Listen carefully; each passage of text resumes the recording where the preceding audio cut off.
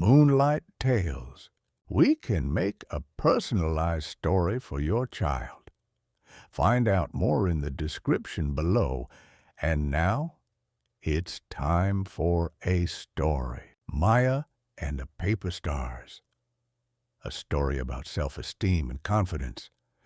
In a quiet town by the river lived a girl named Maya. She loved drawing, reading, and making paper stars that she hung above her bed. Every night, before going to sleep, she whispered to them, "Someday I'll shine like you." But during the day, Maya wasn't so sure of herself. At school, she often compared her drawings to others. Liam's picture looks so real. She'd think, mine looks too simple. When her teacher asked for volunteers to read aloud, Maya looked down, hoping not to be chosen. One afternoon, the art teacher announced a contest. Create something that shows what makes you unique. At first, Maya felt excited. Then that familiar voice inside her said, "You're not good enough." She almost gave up. But then she saw her paper stars twinkling by the window. That night, she took out her scissors, glue, and colored paper. "Maybe," she whispered, "I'll try, just for me." Maya spent the next few days making something special, a sky full of paper stars, each with a word written inside. Kindness, curiosity, imagination, bravery. Those were the things that made her, her. When the day of the contest came, she hesitated at the door. Her hands trembled, her heart beat fast. But she remembered the stars and the promise she made to herself. She walked in, placed her work on the table, and stepped back. When people came to look, they smiled. "It's beautiful," said her teacher. "What do the words mean?"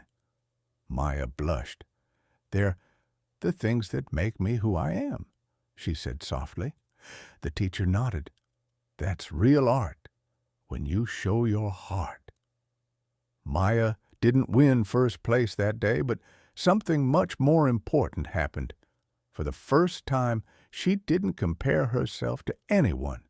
She felt proud, not because someone told her to be, but because she believed she had tried her best. That night, when she looked at the stars above her bed, she smiled. They didn't look brighter than before, but she did. And from that day on, whenever Maya doubted herself, she'd whisper, "Even stars start small, but they still shine." Elior and the Mountain of Mirrors. A story about self-esteem and confidence. In a quiet village, surrounded by silver hills, lived a boy named Elior.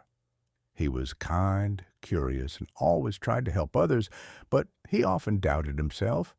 Whenever someone praised him, he smiled shyly and thought, "They're just being nice." And when he made a mistake, he whispered, "I'm not good enough." One day, an old traveler came to the village. He carried a heavy backpack full of tiny mirrors and spoke with a warm, mysterious voice. "Each of these mirrors," the traveler said, "shows not your face, but the way you see yourself inside." Elior's eyes sparkled. "Can I try one?" The traveler nodded and handed him a small mirror. When Elior looked inside, the image was blurry, like fog covering his reflection. "It doesn't work," he said sadly. "It works perfectly," replied the traveler. "It only clears when you start believing in yourself." That night, Elior couldn't sleep. The thought of the mirror wouldn't leave his mind. The next morning, he decided to climb the Mountain of Mirrors, a place the traveler had mentioned where people learned to see who they truly were. The path was steep, wind pushed against him, and rocks slid beneath his feet. Halfway up, he slipped and scratched his knee. "I can't do this," he muttered. Then he remembered the traveler's words. Elior stood up, wiped the dust off, and said aloud, "Maybe I can." When he reached the top, he found a wide circle of mirrors glimmering in the sunlight. Each mirror showed a different version of him, one brave, one scared, one smiling, one tired. He turned slowly, watching them all. "Which one is real?" Elior asked aloud. A quiet echo answered, "The one you choose to believe." Elior looked at the mirror where he stood tall and confident, not perfect, but brave enough to keep trying.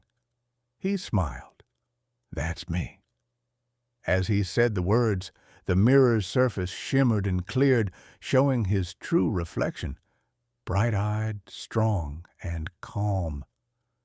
When Elior returned to the village, his friends noticed something different. He still helped everyone, still laughed softly, but now he spoke with warmth and certainty.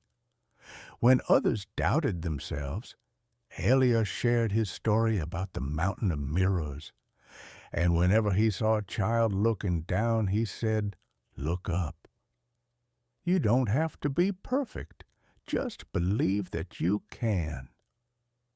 From then on, the mirrors in Elior's heart never grew foggy again.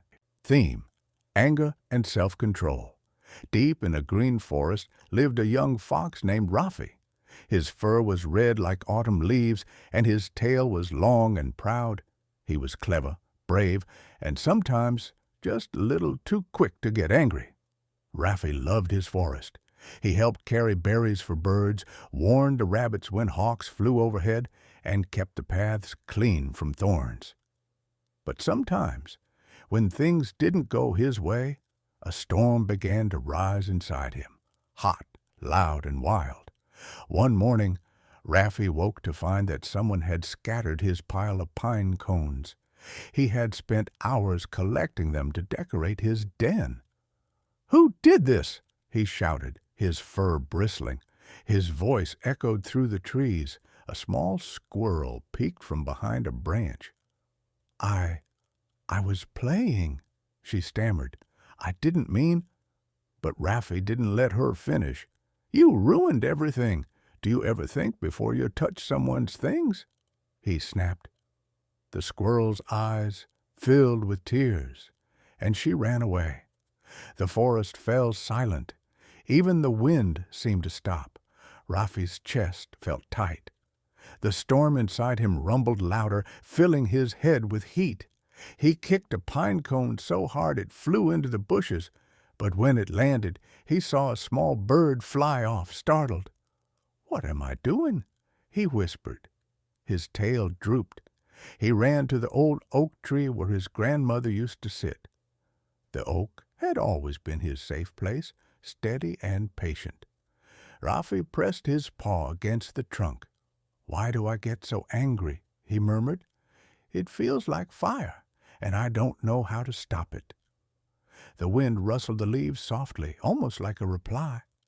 He sat down beneath the oak and listened. The forest hummed around him, birds singing far away, the stream murmuring, the breeze brushing through grass. Slowly, his breathing matched the rhythm of the forest. "I hurt someone because of my storm," he said aloud. "Maybe I can fix it." The next morning, Rafi went to find the little squirrel. She was sitting on a branch, hugging her tail. "Sorry," he said quietly. "I'm sorry. I let my anger speak louder than my heart." She blinked. "I just wanted to build a tower with the pine cones." "I didn't mean to break them." "I know," Rafi said. "Maybe we can rebuild it together this time." Suri smiled shyly. They worked side by side, collecting pine cones again. Rafi noticed how her paws were gentle, how carefully she stacked each one. When they finished, the pile looked even better than before, taller and stronger. "I think I learned something," Rafi said. "Anger is like a storm. It can destroy or it can clear the air. It depends on how I use it." The squirrel nodded. "And storms always pass if you wait." That evening, As the sun set, Raffi sat under the oak again. He could still feel the fire inside him, but now it was warm, not wild. "I'll keep my fire," he whispered, "but I'll use it to light, not burn." Moral: anger isn't evil. It's a strong feeling that needs guidance. When we pause and listen, we can turn fire into light. Ben and the cloud of feelings theme: sadness and acceptance. Ben was a quiet boy with thoughtful eyes. He loved building towers with his colorful blocks and watching the birds outside his window. Usually, his days were bright and full of little adventures. But one morning, when he woke up, something felt different. Above his head floated a small gray cloud. It wasn't loud or stormy, just a soft, heavy cloud that followed him everywhere. A cloud appears. Ben tried to brush the cloud away with his hand, but it stayed. When he got dressed, it floated above his head. When he ate breakfast, it hovered over his cereal bowl. His mom noticed. "Good morning, Ben," she said gently. "I see you have a little cloud today." Ben looked down. "I don't know why it's here. I just feel sad." Mom knelt beside him. "Sometimes clouds come for no special reason, and that's okay. They can stay for a while, a different kind of day. At school, Ben usually loved drawing, but today, even the brightest crayons didn't seem exciting." He drew slowly, with the gray cloud floating above him. His friend Mia came over. "Why aren't you playing tag?" she asked. "I don't feel like it today," Ben answered softly. Mia nodded. "Okay, I'll sit with you." She didn't try to chase the cloud away. She just sat quietly, drawing next to him. For the first time that day, Ben's heart felt a little lighter, letting the rain fall.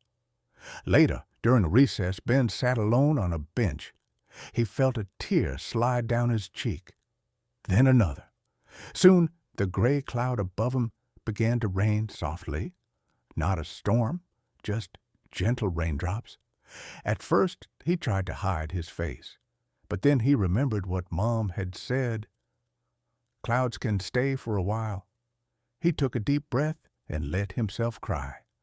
The rain from the cloud watered the grass around the bench, making tiny flowers sprout, talking it through. After school, Ben sat on the couch with Mom. "The cloud rained today," he whispered. Mom hugged him gently. "I'm proud of you for letting it rain." Sadness is like water. If we let it flow, it helps new things grow. Ben told her about Mia, about the tears, about the quiet moments. The more he talked, the softer the cloud became. It floated above him like a light mist, a softer sky. That evening, Ben watched the sunset from his window. The gray cloud was still there, but now it had a golden edge, glowing in the warm light. Ben smiled softly. He realized that sadness wasn't something to fight. It was something to feel, to share, and to let pass naturally. He whispered to the cloud, "You can stay as long as you need." And for the first time that day, the cloud hummed softly like a lullaby. Sadness is a natural part of life. When we accept it, talk about it, and let it flow, it becomes softer and eventually gives way to light again. Our fairy tale has come to an end, but so many new wonders lie ahead. Subscribe so you don't miss the next story.